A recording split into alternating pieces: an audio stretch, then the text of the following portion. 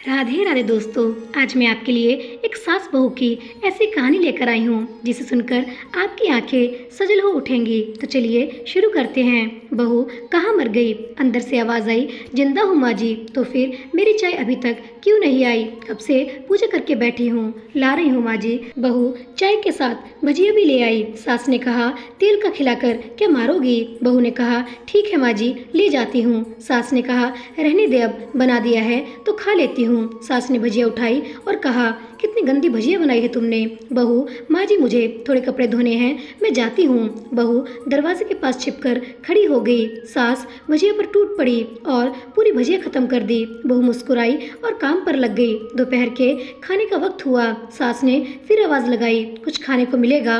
बहू ने आवाज़ नहीं दी। सास फिर चिल्लाई, भूखे मारोगी क्या? बहू आई और सामने खिचड़ी रख दी। सास गुस्से से, ये क्या है? मुझे इसे नहीं खाना, इसे ले जाओ। बहू ने कहा, आपको डॉक्टर ने दिन में खिचड़ी खाने को कहा है, खाना तो पड़ेगा ही। सास मुंह बनाते हुए, हाँ तू मेरी माँ बन जा। बहू फिर मुस्कुराई और चली गई। आज इनके घर पूजा थी। बहू सुबह 4 बजे से उठ गई। पहले स्नान किया, फिर फूल लाई, माला बनाई, रसोई साफ की, पकवान और भोज बनाया। सुबह के 10 बज गए।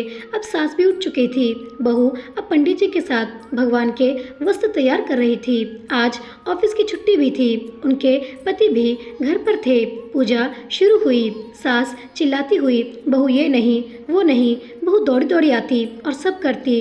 अब दोपहर के 3 बज गए थे। आरती की तैयारी चल रही थी। पंडित जी ने सबको आरती के लिए बुलाया और सबके हाथों में थाली दी। जैसे ही बहू ने थाली पकड़ी, थाली हाथों से गिर पड़ी। शायद भोज बनाते हुए बहू के हाथों में तेल लगा था जिसे वो पोंछना भूल गई थी। सारे लोग तरह तरह की बातें करने लगे।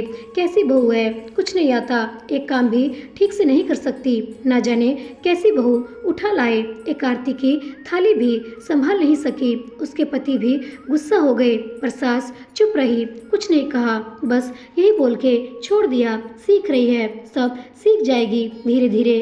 अब सबको खाना परोसा जाने लगा। बहू दौड़ दौड़ के खाना देती, फिर पानी लाती। करीब 70-80 लोग हो गए थे। इधर 2 नौकर और बहू अकेली, फिर भी सारा काम बहुत ही अच्छे तरीके से करती। अब उसकी सास और कुछ आस पड़ोस के लोग खाने पर बैठे। बहू ने खाना परोसना शुरू किया। सबको खाना दे दिया गया। जैसे ही पहला निवाला सास ने खाया, तुमने नमक ठीक नहीं डाला क्या? एक काम ठीक से नहीं करती, पता नहीं मेरी बात कैसे ये घर संभालेगी। आस पड़ोस वालों को तो जानते ही हो ना साहब, वो बस बहाना ढूंढते हैं नुक्स निकालने का। फिर वो भी शुरू हो गए, ऐसा खाना है, वैसा खाना है, ऐसी बहू है, ये वो वगैरह वगैरह। दिन का खाना हो चुका था। अब बहू बर्तन साफ करने नौकरों के साथ लग गई। रात में जगराता का कार्यक्रम रखा गया था। बहू ने भी 1-2 गीत गाने के लिए स्टेज पर चढ़ी। सास जोर से चिल्लाई, मेरी नाक मत कटा देना, गाना नहीं आता तो मत गा, वापस आ जा। बहू मुस्कुराई और गाने लगी। सबने उसके गाने की बहुत तारीफ की, पर सास मुंह फुलाते हुए बोली, इससे अच्छा तो मैं गाती थी जवानी में, तुझे तो कुछ नहीं आता। बहू मुस्कुराई और चली गई। अब रात का खाना खिलाया जा रहा था। उसके पति के ऑफिस के दोस्त साइड में ही ड्रिंक करने लगे। उसका पति चिल्लाता, थोड़ा बर्फ लाओ, तो सास चिल्लाती, दाल नहीं है, फिर चिल्लाता, कोल्ड ड्रिंक नहीं है, पापड़ ले आओ। इधर उधर आखिरी में उसके पति की शराब गिर पड़ी उसके एक दोस्त पर और बोतल टूट गई। पति गुस्से में 2 झापड़ अपनी पत्नी को लगाते हुए कहता है, जाहिल कहीं की, देख कर नहीं कर सकती, तुझे इतना भी कम नहीं आता। सारे लोग देखने लग गए। उसकी पत्नी रोते हुए कमरे की तरफ दौड़ गई। फिर उसके दोस्त ने कहा, क्या यार, पूरा मूड खराब कर दिया, यहाँ नहीं बुलाया होता, हम कहीं और पार्टी कर लेते। कैसी अनपढ़ गंवार बीवी ला रखी है तूने, उसे तो मेहमानों की इज्जत और काम करना तक नहीं आता। तुमने तो हमारी बेइज्जती कर दी। अब आस पड़ोस की औरतों को और बहाना मिल गया था। वो कहने लगी, देखो क्या कर दिया तुम्हारी बहू ने, कोई काम की ही नहीं है। मैं तो कहती हूँ अपने बेटे की दूसरी शादी करा दो, छुटकारा पाओ इस गंवार से। सास उठी और अपने बेटे के पास जाकर उसे थप्पड़ मारा और कहा, अरे नालायक, तुमने मेरी बहू को मारा, तेरी हिम्मत कैसे हुई, तेरी टांगे तोड़ दूंगी। उसके बेटे के दोस्त कुछ कहने ही वाले थे कि उसकी माँ ने घूरते हुए कहा, चुप, बिल्कुल चुप, यहाँ दारू पीने आए हो, जबकि पता है आज पूजा है और तुम्हें पार्टी करनी है। कैसे संस्कार दिए तुम्हारे माता पिता ने, और किसने मेरी बहू को जाहिल बोला? जरा इधर आओ, चप्पल से मारूंगी अगर मेरी बहू को किसी ने एक शब्द भी कहा तो। अरे पापी, तूने उस लड़की को बस इसीलिए मारा कि तेरी शराब टूट गई। पापी, वो बच्ची सुबह 4 बजे से उठी है, घर का सारा काम कर रही है, न सुबह से नाश्ता किया है न दिन का खाना खाया है, फिर भी हंसते हुए सबकी बातें सुनते हुए ताने सुनते हुए घर के काम में लगी रही। तेरे यार दोस्तों को वो अच्छी नहीं लगी, जूते से मारूंगी तेरे दोस्तों को। जो कभी उन्होंने ऐसा कहा उसके यार दोस्त चुपके से खिसक लिए। अब सास बहू के कमरे में गई और बहू का हाथ पकड़कर बाहर लाई। सबके सामने कहने लगी, किसने कहा था अपनी बहू को घर से निकाल दो, दूसरी बहू ले आना, जरा सामने आओ। कोई सामने नहीं आया। फिर सास ने कहा, तुम जानते भी हो क्या इस लड़की के बारे में? ये मेरी माँ भी है, बेटी भी है। माँ इसीलिए मुझे गलत काम करने पर डांटती है और बेटी इसीलिए कभी कभी मेरे दिल की भावनाएं समझ जाती है।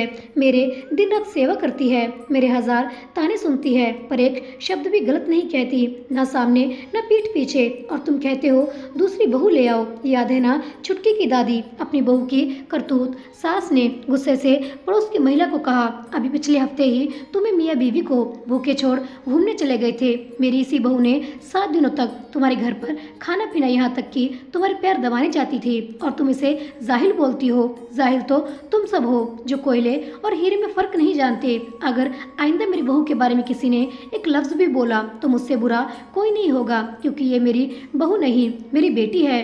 बहू सिसके लेते हुए फिर कमरे में चली गई। सास ने एक प्लेट उठाई और भोजन परोसा और बहू के कमरे में खुद ले गई। सास को भोजन लाते हुए देखा तो बहू ने कहा, अरे माँ जी, आप क्या कर रही हो, मैं खुद ले आती। सास ने प्यार से ताना मारते हुए कहा, डर मत, इसमें जहर नहीं है, मार नहीं डालूंगी तुझे।